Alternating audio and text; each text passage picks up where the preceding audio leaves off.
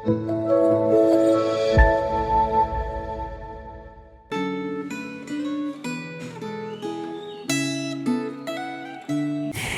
jemaat yang dikasihi Tuhan.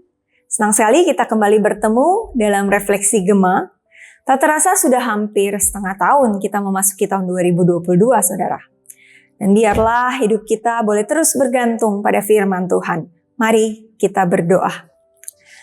Terima kasih Tuhan untuk sekali lagi kesempatan yang Tuhan berikan kepada kami untuk mendengarkan, merenungkan, diingatkan kembali oleh firman Tuhan.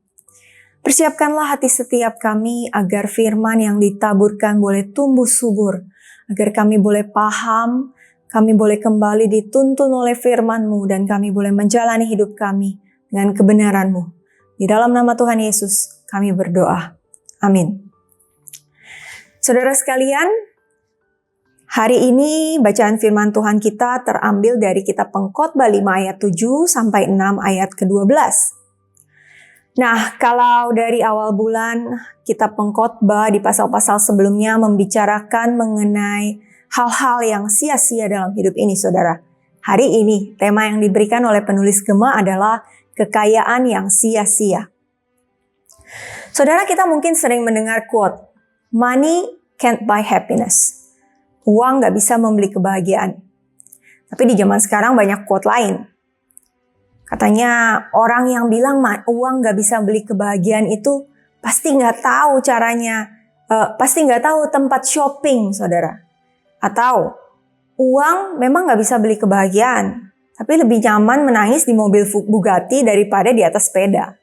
Benarkah demikian, saudara? Saudaraku, dalam 1-2 tahun terakhir kita sering mendengar istilah crazy rich. Orang-orang yang kebanyakan anak muda yang kelihatan begitu tajir, kaya, dan mereka senang memamerkan kekayaan mereka di sosial media. Tapi kita juga sering dengar kalau ternyata untuk mereka bisa pamer itu banyak hal yang perlu mereka lakukan. Kadang bukan milik sendiri tapi pinjaman aja, saudara. Atau kekayaan yang mereka diperoleh dengan cara yang gak benar. Nah, saudara, di zaman sekarang dunia saat ini seakan-akan menggembar-gemborkan kalau kaya raya itu hebat. Kekayaan menjadi sangat penting, menjadi sesuatu yang perlu untuk dikejar saat ini. Saudara, mari kita baca kitab Pengkhotbah 5 ayatnya yang ke-9.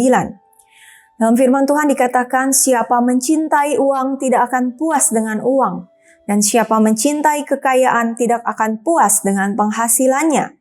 Ini pun sia-sia. Saudara, pada dasarnya semakin banyak kita memiliki, maka semakin kita menginginkan lebih. Manusia nggak akan pernah puas, sehingga mengejar kekayaan itu menjadi seperti candu. Kerja, cari uang, kumpulin aset. Itu yang kemudian jadi tujuan hidup banyak orang. Mereka merasa bahwa kekayaan adalah sumber kebahagiaan untuk mereka. Padahal pada kenyataannya, saudara, kekayaan justru bisa menjadi sumber malapetaka. Pengkhotbah 5 ayat 12 dikatakan bahwa kekayaan bisa membuat orang itu menjadi sombong. Merasa dirinya paling hebat, meremehkan orang lain yang dianggapnya lebih kurang dari dia. Kekayaan bisa membuat orang menindas orang lain yang lebih lemah. Membuat kita merasakan rasa aman yang semu. Membuat kita lebih mencintai dunia ini lebih daripada cinta kita sama Tuhan. Saudaraku, mungkin kita pernah menyaksikan orang-orang di sekitar kita, atau mungkin keluarga kita, atau diri kita sendiri. Orang yang lebih senang bekerja daripada menghabiskan waktu menikmati kebersamaan bersama keluarga, bersama anak. Kalau ada panggilan masalah kerjaan nomor 1. Tapi kalau masalah rohani nomor yang kesekian. Bahkan sekarang gereja sudah mulai offline.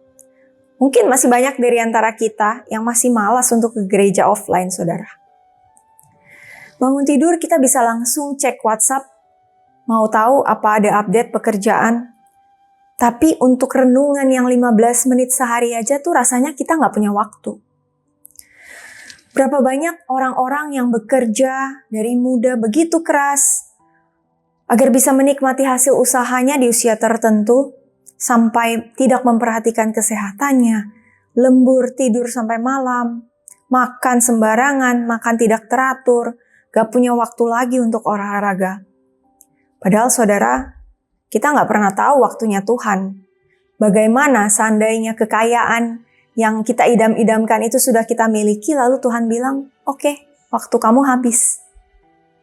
Seperti dalam ayat 15 dikatakan, apakah keuntungannya orang yang berlelah-lelah menjaring angin? Sia-sia, saudara. Tuhan Yesus berfirman dalam Lukas 12 ayat 15, berjaga-jagalah dan waspadalah terhadap segala ketamakan, sebab walaupun seorang berlimpah-limpah hartanya, hidupnya tidaklah tergantung pada kekayaannya itu. Jadi saudaraku, apa poin yang bisa kita pelajari hari ini? Yang pertama, berkat Tuhan tidak selalu berupa kemakmuran materi atau kelimpahan. Penyertaan Tuhan dalam hidup kita, itulah berkat Tuhan. Jadi saudaraku, mari sama-sama kita introspeksi diri kita. Apakah mengejar kekayaan yang kita lakukan atau kekayaan yang kita miliki membuat kita semakin dekat sama Tuhan, semakin mengandalkan Tuhan, atau justru membuat kita nggak punya lagi waktu untuk lebih dekat sama Tuhan? Apakah kekayaan yang kita miliki membuat kita lebih bersyukur karena kita sadar bahwa kekayaan kita adalah dari Tuhan, bukan hasil usaha kita aja? Atau justru kekayaan kita membuat kita kehilangan waktu untuk Dia? Yang kedua, saudara, mari kita belajar untuk hidup lebih seimbang, hidup balance. Gak salah bekerja keras, itu perlu, tapi ingat bahwa tujuan hidup kita seharusnya bukanlah untuk mengejar kekayaan. Amsal 10 ayat 22 berkata, berkat Tuhanlah yang menjadikan kaya, susah payah tidak akan menambahinya. Maka saudaraku, tentukanlah kembali prioritas hidup kita. Mari kita carilah dahulu kerajaan Allah dan kebenarannya. Maka firman Tuhan katakan semua akan ditambahkan kepadamu. Jadikanlah Tuhan yang terutama, dan kemudian nikmatilah berkat-Nya yang daripada Tuhan. Nikmatilah pekerjaanmu, nikmatilah hasil usahamu, nikmatilah kebersamaan dengan keluargamu, kesehatanmu, dan bersyukurlah. Yang terakhir, saudara, andalkanlah Tuhan dalam segala kesulitanmu. Jangan mengandalkan kekayaanmu atau kekuatan kita sendiri. Saudaraku yang terkasih, mari kita menjadikan Tuhan prioritas kita nomor 1. Maka kita akan dapat menikmati berkat Tuhan dalam keadaan apapun di hidup kita. Amin. Mari kita berdoa. Tuhan, kami mengucap syukur untuk firman-Mu hari ini, yang mengingatkan kami bahwa tujuan hidup kami bukanlah untuk sekedar mengejar kekayaan.